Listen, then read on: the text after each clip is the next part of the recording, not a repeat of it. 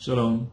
I'm happy to open this dedicated seminar on cooperation between Israel and East African countries on cyber and homeland security.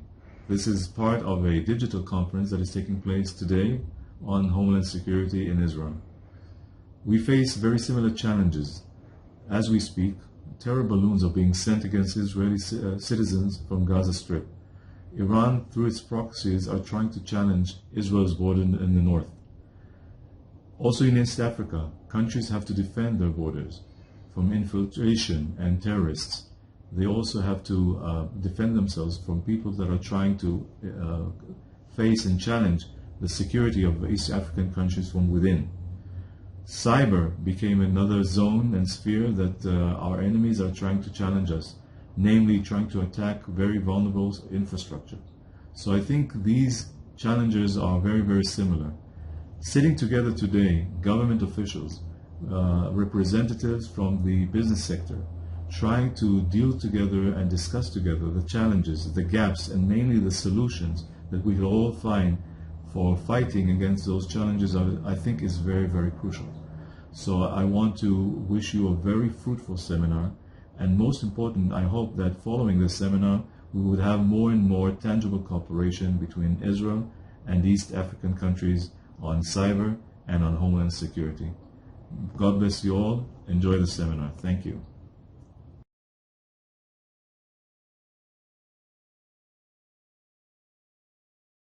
Shalom, and welcome to the mini-seminar on East Africa's homeland security and cyber challenges, gaps, and opportunities.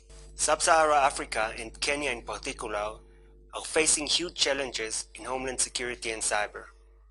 Long borders, internal and external terror threats, and gradually growing communication infrastructure that exposes users both to governmental and industrial cyber threats. Governments, as well as private sector establishment, invest many resources in combating the daily emerging challenges.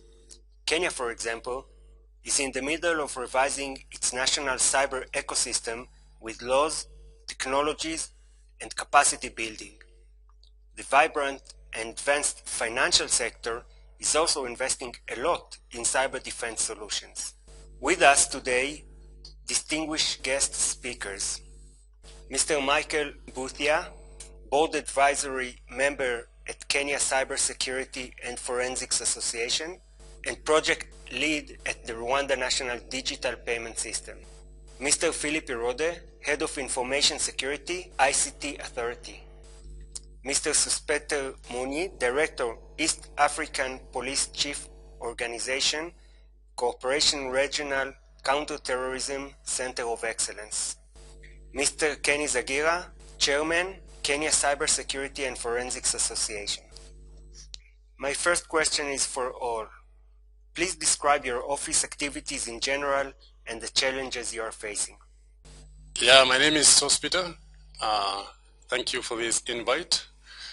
I am the director of the Eastern Africa Counter-Terrorism Center of Excellence.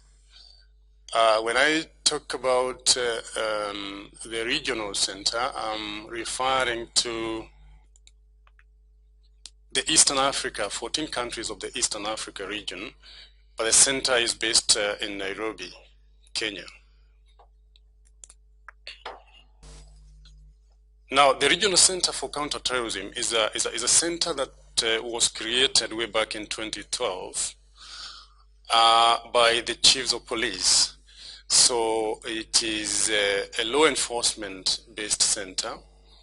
The chiefs of police, by then 13 of them, came together in their organization that is known as IAPCO, that is Eastern Africa Police Chiefs Cooperation Organization. And in 2012, they realized that there was this challenge of terrorism and terrorism-related activities. So on this date, they passed a resolution to create a center to help in the liaison and coordination of counter-terrorism activities. And Since then, since the creation of this center, which they all agreed was supposed to be based in Nairobi, it has been operating in the region to help in the fight against terrorism.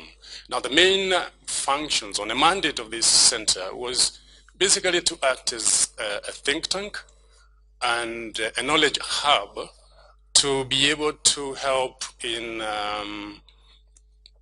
managing or countering terrorism through the timely sharing of information.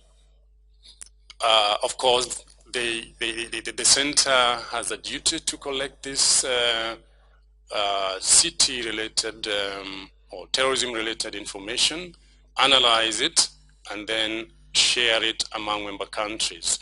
The center also has the function of coordinating exercises that help the regional law enforcement officers to be able to be more effective in addressing the challenge of terrorism. Yeah, thank you. Thank you very much for that question. As mentioned earlier, I am currently the project lead for the Rwanda National Digital Payments Platform. The objective of this platform is to make sure that we make sure that the Rwandan economy advances into the cashless world. Well, thank you for having me. My name is Philip Irode. I work as the head of information security for the ICT Authority, which is a government institution under the Ministry of ICT, Innovation and Youth Affairs. Our responsibility as a department in the ICT Authority is to ensure that the government's network is secure. The applications and the systems and the websites that are hosted by the authority are secure, and we do not have issues to do with the breach and cybersecurity incidences. Thank you. Sospeter, what are the top transnational security concerns in the region? The region is the Eastern Africa region. Although now we are talking about the East Africa region, the East Africa region, maybe that might be smaller, has a very unique nature. Differences in traditions, cultures, and different levels of economy. And the greatest challenges regarding security are mainly cross-border crimes.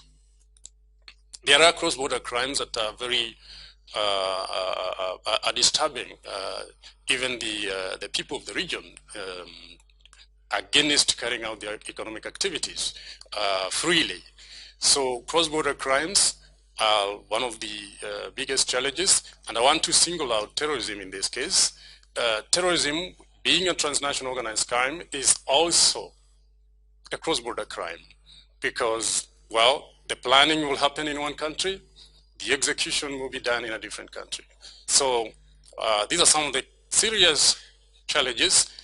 Terrorism will take many forms, and including cyber terrorism, and therefore these are quite a challenge in terms of in the area of security of the region, and hence necessitating the creation of this center. How can technology aid in the region's anti-terrorism efforts? Technology is very crucial in the fight against terrorism and transnational organized crime. You will find that today, with the growth of the cyberspace and the use, coupled even with abuse of it, the cyberspace, you realize that there's need for solutions which have to be technology-based. I'll give an example. The latest terror attack that shook the region in one of the upmarket hotels called Dusit. It happened in January last year. And part of the planning was actually carried out on a social network, actually on Facebook. And this came out very clearly when the investigators dug deep to understand how it was planned. And therefore, with that kind of a challenge, it tells you that then a solution has to be technology-based. So member countries and even the world over will need to utilize technological solutions to be able to go ahead of the criminals and forestall any attacks, because it is more important if we prevent than reacting after the fact.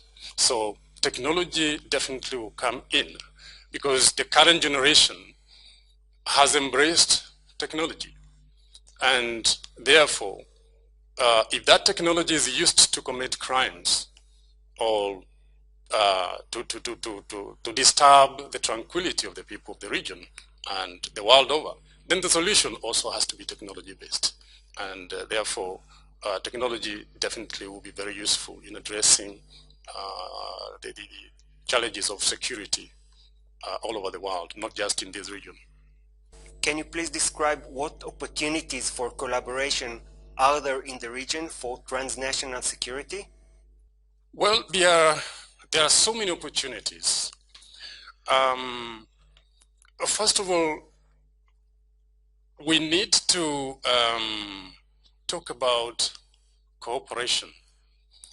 Since every country is employing technology to address some of the challenges within its borders, and then we are talking about transnational crime, then of course, if that crime crosses one border, there will be need for cooperation between these two countries involved, sharing a common border.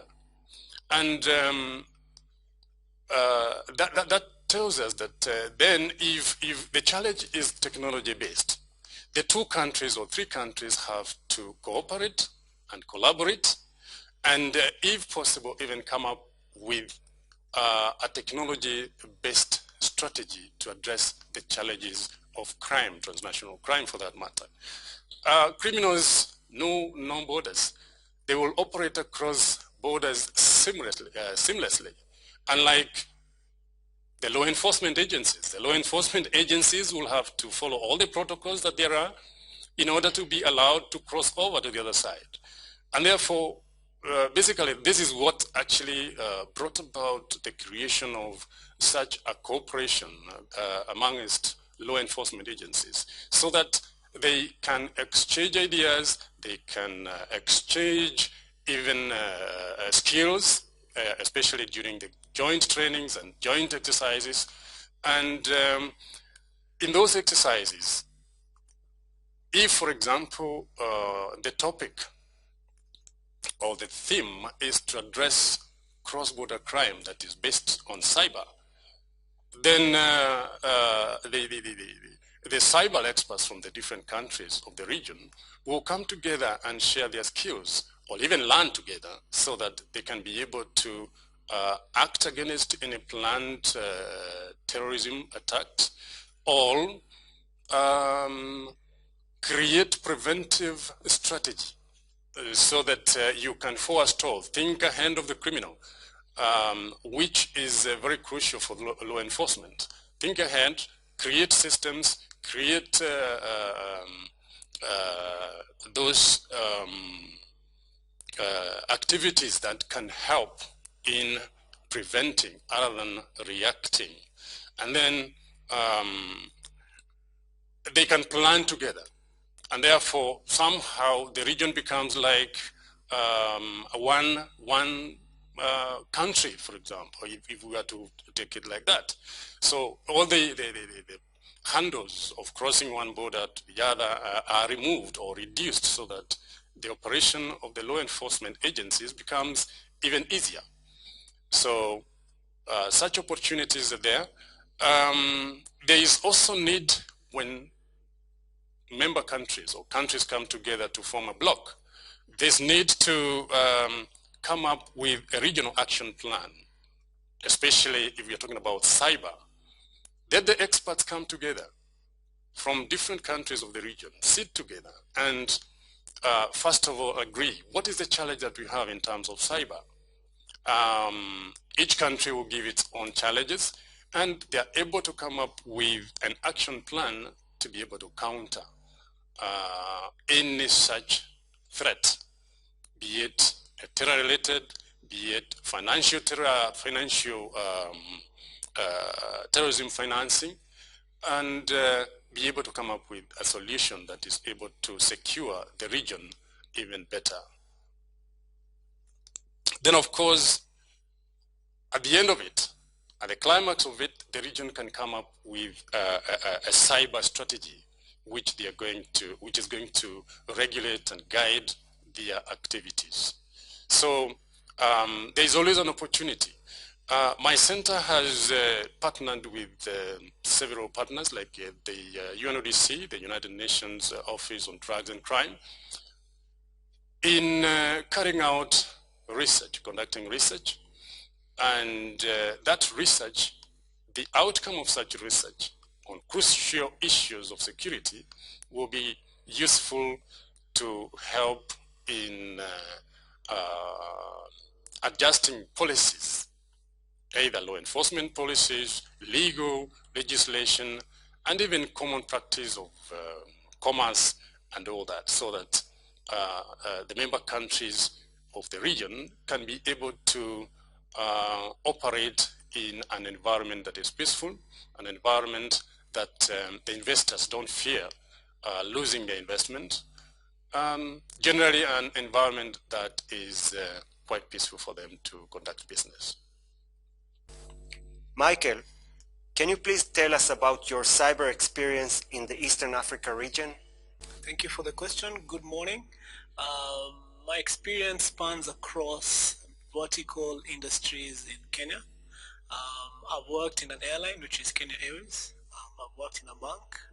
I've worked setting up payment infrastructures in Kenya and Kigali, Rwanda. My specific experience in cyber in these particular verticals is vast, and I'll give a couple of examples. Securing a bank is different from securing an airline. Securing an airline is different from securing a payments platform. What I've seen is that the basic fundamentals of cybersecurity applies, but when you go into the different verticals, you need to address different strategies for different verticals. For instance, for a bank, the biggest challenge is making sure that the money that is within the bank stays within the bank and it's not exfiltrated by malicious persons. In a payment infrastructure, the challenge is to make sure that the payment infrastructure is secure. The customers using the payment infrastructure are assured that the payment that they're doing is secure and is final and irrevocable. Now, on the airline side, the biggest challenge is to make sure that the customers who are boarding have the correct tickets, have very good follow-up mechanisms of payments, and to ensure that the infrastructure underlying the airline system is secure. So my experience spans across those verticals, and I believe that I can share some of the experiences during this discussion. I've also done a bit of government work. The current immigration system, when you go into the airport, is called PISIS immigration systems. At some point in my career, I managed to support that system and set it up. I'm sure this particular time it has undergone various upgrades. And yeah, so that's really my experience. But in terms of specific cyber experience, I think the payment infrastructures currently in Kenya are the ones that I have really focused on, with the last being PesaLink, which is the current national payment platform in Kenya, and the Rwanda National Digital Payments Platform that we're currently deploying in Kigali, Rwanda. Thank you. What are the current cyber gaps and opportunities in the region? Thank you very much for the question. As I speak, currently we're in a pandemic, and the work that we used to do in the office has fundamentally changed. Now we're working from home. We're working with our own devices at home. We're juggling between homeschooling and working, delivering our KPIs.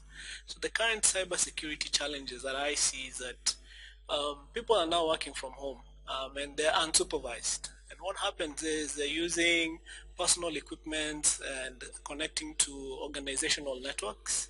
And what happens in that context is that you are actually exposed, because in an institution you have controls that make sure that employees and workers are secure. But in a home environment, you're actually allowed to now secure your own appliances. So the current gaps that I see are still the same fundamental gaps. For instance, phishing attacks have largely gone up because you are actually responding to correspondences from home. You actually don't know who's actually originating. I have a use case where an institution is looking towards how to secure the emails further, because what is happening is that all the approvals are happening on email. Say, for instance, the MD of a company wants to approve an expenditure, and he approves it on email. There is a very likelihood that that email can be spoofed. So these particular challenges are real. The other thing that I'm seeing is a lot of insider threats. For instance, infrastructure, technology staff are working from home and they're unsupervised. So what happens if that particular staff decides to go rogue and does a malicious attack on a trusted environment? The organization doesn't have any recourse of action. The other part I see is ransomware attacks. As recent as this week, I have witnessed a ransomware attack on a small SME organization. How it emanated, it's subject to discussion, but ransomware attacks have gone up, largely because, again, people are working from home. You don't know who's accessing which server and what kind of software that they're installing. I'm also seeing a lot of API vulnerabilities because we have moved towards mostly digital type of payments, and the API hooks that are being provided are not currently secured. So I have also witnessed a lot of API attacks and vulnerabilities, and I think a lot of gaps are centered around those particular issues. Also, the last point is on the endpoint security. You find that a lot of endpoint securities, which is the work from home devices, are not very secure. So you're actually now using your home Wi-Fi. You're using your home laptops or computers, which might not be as secure as what has been provisioned in an organization. So the endpoint security is actually another current gap that I'm seeing.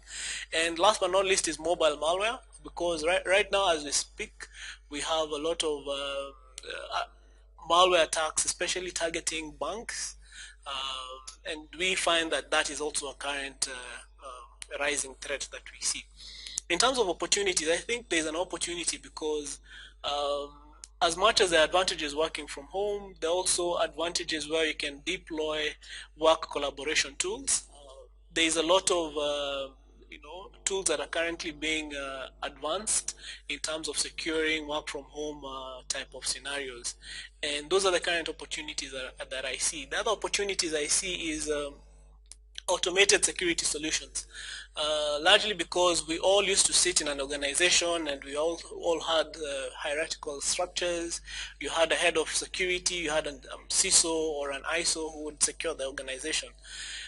But those structures are currently not there. So what I'm seeing is opportunities of automated security solutions, where even if you're working from home, you have an IoT sort of security solution that can monitor what staff are doing and provide alerts to the necessary people to take remediated actions. From my context, I think those are the current gaps and those are current opportunities that I'm currently seeing. Thank you very much. How is Rwanda tackling the global and domestic cyber threats? Now, in terms of how Rwanda is advancing the cybersecurity front, they have an institution called RISA, and RISA means Rwanda Information Authority. Now, this authority is mandated to make sure that all the cyber threats and cyber strategies are developed, mitigated, and there's a response scenario for every attack that comes across. Additionally, Rwanda maybe is one of the only countries that has a Rwanda cybersecurity policy, which was published, I think, in 2015. Now, that cybersecurity also has an advisory board that has a reporting line to government agencies. Parallel in Kenya, I think there is also a push towards providing a position for a data commissioner. Now, the data commissioner will set out these policies in Kenya that will, provide governance around how data is provided. But in Kigali, Rwanda, we have these particular organizations, and they have a direct reporting line to government. Now, in terms of culture, I think I can say I am half Rwandese and half Kenyan.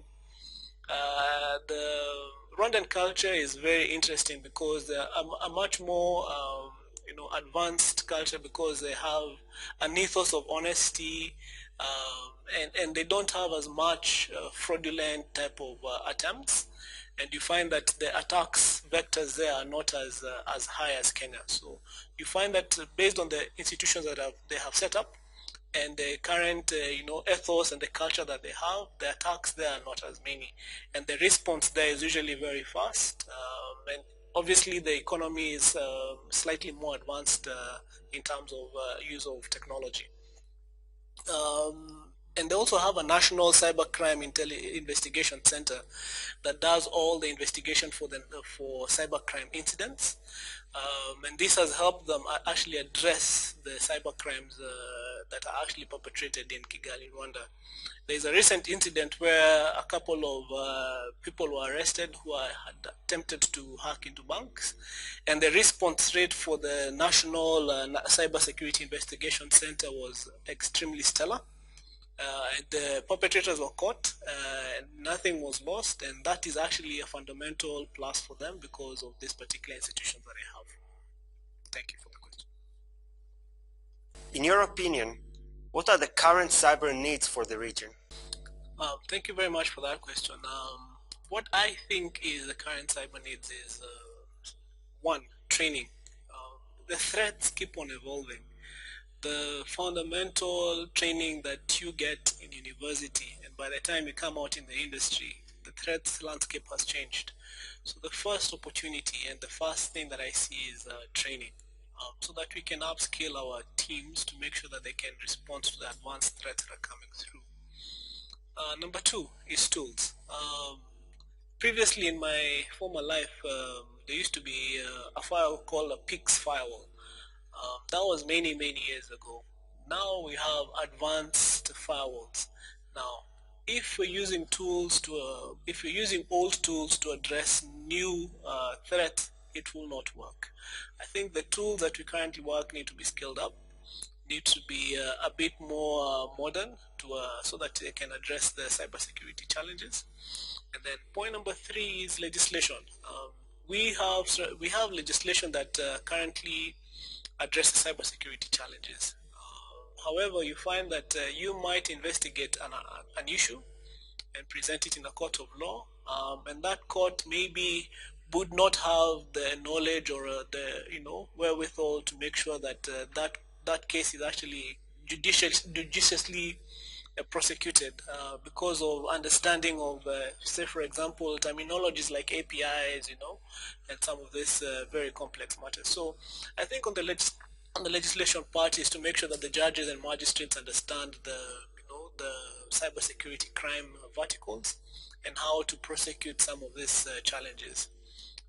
I have been in a court case where I was asked to bring the PCs that perpetrated the fraud, and I was in pains to explain to the magistrate that if you remove the PC from the network, it is no longer on the network as such, you can't see the data.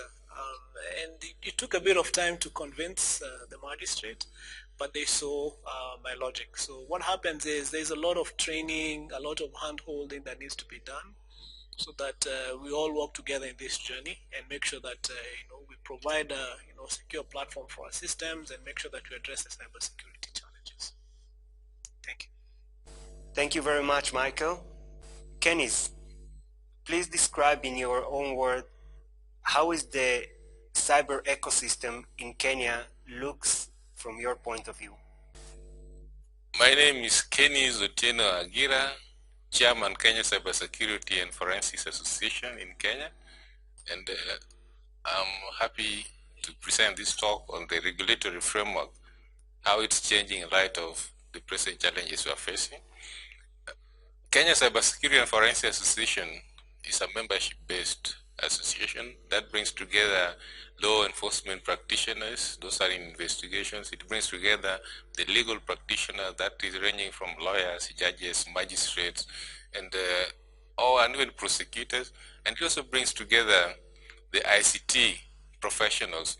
Now, why bring all these people together? We felt in cybersecurity and cyber forensics, you need to have these people working together so that they're able to address issues arising out of cybersecurity and cyber forensics, and that even makes the issue of admissibility of electronic evidence becomes easier in light of the changing technologies that we have. Talk of Internet of Things, and they keep on changing, and there are so many. But today, I'm here to give an evolution how cybersecurity framework has been changing since sometimes back till where we are today, and specifically in light of COVID-19. I'll begin way back in 1998. We saw something happening in our country. Before that time, the issue of cybersecurity, cyber crime and all that, it was a foreign language or a foreign term. But when the year 1998 came, we saw something happen in our country whereby the mobile phones began infiltrating all spheres of our society. And immediately it posed a challenge. We would see people beginning to abuse each other, using text messages and all that. And that again led to the enactment of an act, because there was nobody even to regulate the issue of communications and all that. And in 1998, that's when an act was passed called Kenya Information and Communication Act of 1998. That act led to the formation of what we now have, formerly to CCK, Kenya Communications of Kenya. Right now it's Kenya Communications Authority of Kenya. And immediately that happened, something again interesting took place. When that act came into place, immediately for moving forward, it also led to the establishment now of what we have, the National Kenya Computer Incident Response Team. In short, it's called National KSAT. That now deals with the issue of computer-related offenses and all that. But first moving forward, that was not enough. We're in 1998, and the issue of hacking has not even taken place in Kenya. But coming to around 2007, 2008, we began to hear of first hacking attempts. Banks were being hacked, and people were wondering, wait a minute, how do we even deal with some of these cases? Looking at the statute that we had, there was nothing mentioning even the issue of unauthorized access and all that. And this led to another law being enacted. And that law, we call it Kenya Communication Amendment Act of 2009. That law brought some interesting provisions. It had very interesting provisions in relation to what really hacking is all about. If you look at that law, it had provisions on unauthorized access. What does that mean? And so it gave wonderful provisions. Immediately that happened, again, around 2007, 2008, something interesting took place in our country.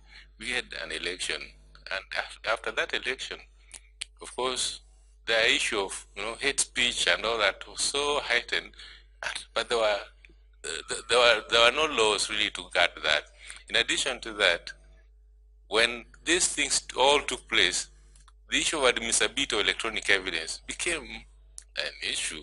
Number one, penal code was not even, they said no provision as to whether you were able to steal information and all that. I'll give an example. As we all know it today, you can steal somebody's information.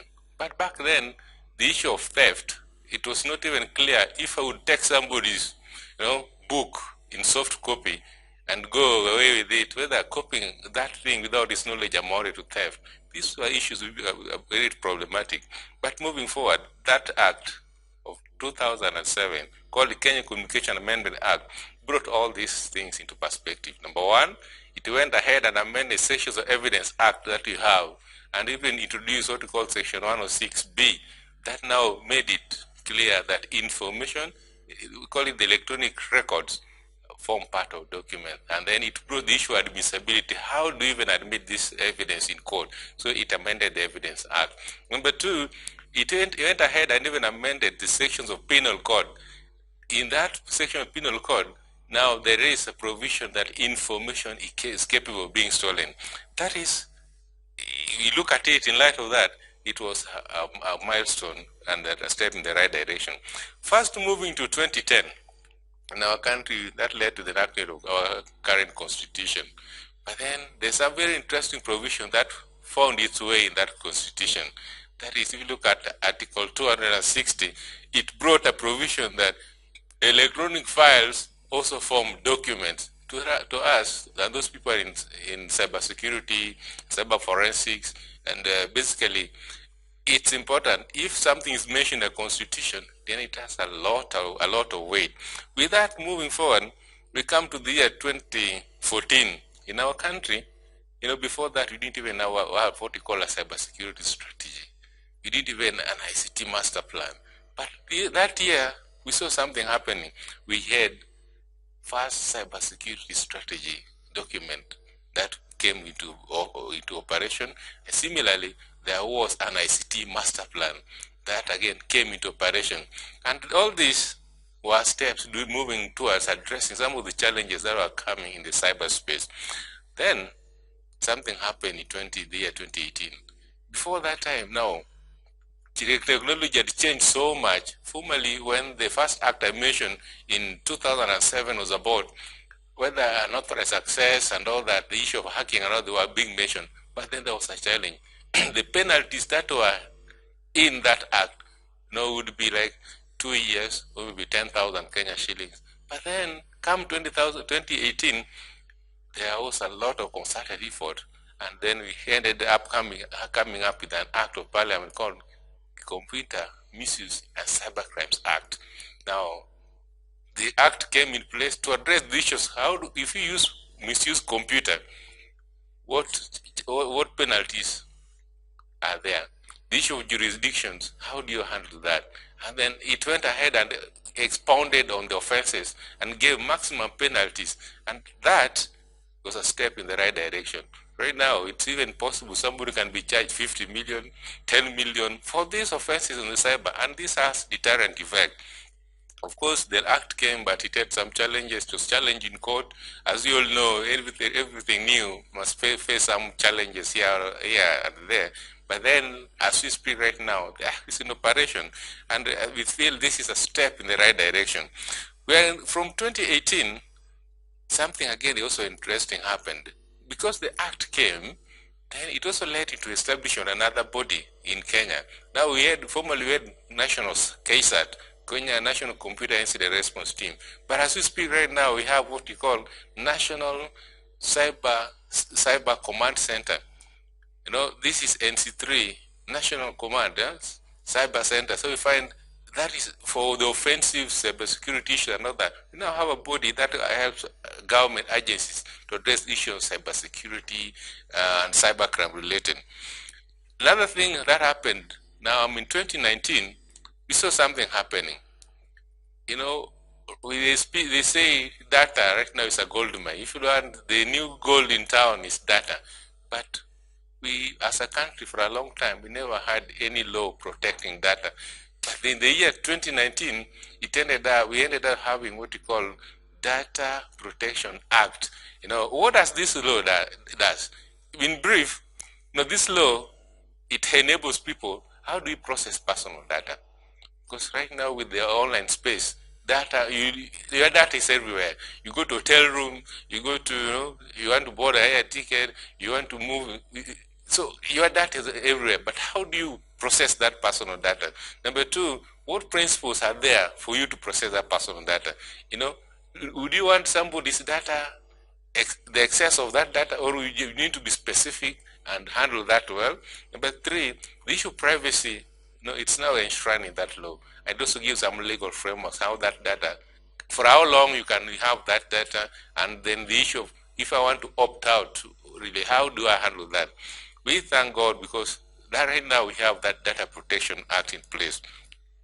Again, in the year 2019, we also saw something happening because, where money matters, even online space, affected the issue of electronic commerce and all that. That again prompted the Central Bank of Kenya to issue some guidelines. We call them the CBK, cybersecurity guidelines, which now enable banking system to really take the issue of cybersecurity seriously. For example, as per those guidelines, it's required that a bank should have what we call a chief information security officer. It's required that the banks should really, the information sharing, they should know their customers. And it is a requirement that the board of various banks must report to Central Bank of Kenya how the data, how the issue of payment and the online space is really taking place. Another interesting thing from that, we now come to the year 2020. You all know what is happening in the year 2020. Now we have the corona. But then again, this thing has sort of shifted what we used to know to what we didn't know. The issue of social distancing, remote working and all that. As a result, in our country, we've seen several attempts. What are them? Number one, we've seen some attempts in the judiciary. Recently, when the corona came, courts were closed, the judges were forced to work at home, and it was a big challenge. But fast moving, we saw them coming with the electronic filing system. That the judges under Chief Justice David Maraga, he gave directives. There are some orders that on how do they work online. How do they submit? How do you process the issue of e-filing and all that? So there is a system in place. I think that's a right step towards fighting cybersecurity incidences and all that. The other thing we also saw, it has led to some improvement even in the penal code and in the criminal procedure code. What have we seen? We've seen right now the National Police Service coming up with what we call the digital occurrence books. It's a requirement. If you look at Section 75 of Kenyan law on criminal procedure code, it requires that for you to make a complaint, for any case to begin, there must be a formal complaint. And how do you make a formal complaint? You go and register an occurrence book. We call them OBs in Kenya. Right now, that can be done through electronic channel. So you see, Corona is even making technology to take center stage, and this is even us fighting in the right direction. The other thing that we've also seen taking place here is that people are becoming more aware of what cybersecurity is, because children are at home, they have to learn online. People have to earn a living. They need. There's even the directive from Ministry of Health that you don't need to make payment. Hard cash. It needs to go online and all that. So where we are as a country, cybersecurity has picked up. So many people have become aware of it, and we are also happy to say there is also we call it the legal framework in place. We are not saying that we are already there where we need to be, but at least we have a framework that is guiding several actors to really address the issue of cybersecurity. Thank you for your time. Thank you, Keniz. Philip, what does the Kenyan cyber landscape look like? Right. I think as a country, we are in the right direction. We have had two very significant laws that have been enacted and adopted. This is the Data Privacy Act as well as the Computer Misuse and Cybercrimes Act. These are actually laws that strengthen issues to do with cybersecurity. We have also seen government's initiative in coming up with agencies that have been given mandate to actually address issues of cybersecurity. An example is actually the ICT Authority, where we have the responsibility to ensure that GCCN, which is the government core network, is secure. The applications, the websites, and the emails, and even the normal use, given the current scenario where we have employees working from home, we have to ensure that actually the security of these workers when they access the government network is actually guaranteed. These other institutions, we have agencies like NC3, we have agencies like the Communication Authority, We have agencies like DCI who now have equipped cybercrime unit. So I can say we are on the right track, and we just need to have some efforts towards collaboration and awareness. This is what needs to be done. But with the current government strides, we are doing the right thing that will improve cybersecurity in this country. Thank you. What is the current strategy guiding the cyber agenda in Kenya? I would like to say that the cybersecurity strategy in this country is actually enshrined in the ICT policy, and we had the guidelines that were just recently released by the ministry in the ICT policy 2020, where we have the aspect of cybersecurity that has been clearly enshrined, that says we will provide resilience and trusted security infrastructure. We would like to say that previously we had the cybersecurity strategy that lapsed in 2013. However, we have seen significant efforts being done to ensure that we have a new cybersecurity strategy that addresses emerging challenges, where we are not going to have cybersecurity as a control, but as an initiative and an enabler to government's digitization agenda, where we are going to ensure that the initiative of adopting technology, providing services to the citizenry through technology is actually secured. This not only reduces the cost of doing business in the country, but also ensures that we have services that are being provided to the mwananchi wherever they are, as long as they have access to technology. And given the fact that Kenya is a country where we are touted as one of the leading, adopters of technology and innovation, you realize that actually cybersecurity is important, and we need to ensure that even as we adopt and publish these services to the cloud or to the online, we also ensure that security is provided to the citizenry. Thank you. Where do you see Kenya's cyber sector in 5 years? In the next 5 years, I tend to think that would be at a level where I'd call we can a defined state, because at the current state where we find ourselves is actually putting in place what I'd call policies, guidelines, and even strategies that we will work towards in achieving that desired state. You realize that right now we are actually embarked on developing a new strategy, and then of course we have to set agencies in place, which you'll realize that each agency needs to have its own mandate, its own responsibilities clearly defined, such that we do not have gray areas, and we also have clearly defined matrices that will address issues of reporting. Cybersecurity is only good when you are able to report on the various matrices that you are either monitoring or you are kind of remediating.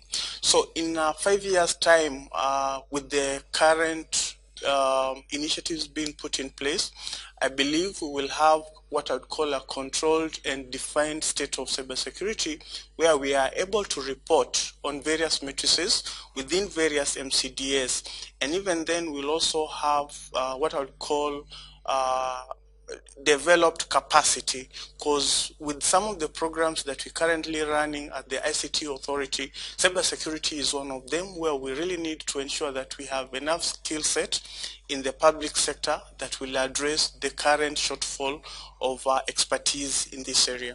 Thank you. Thank you, Philip. I want to thank our guests for this very interesting and important glance in their world. We heard here about global challenges, the need for collaboration, and the importance of technologies to deter the ones that are there to harm us. I wish you all a very successful event, and thank you for joining us.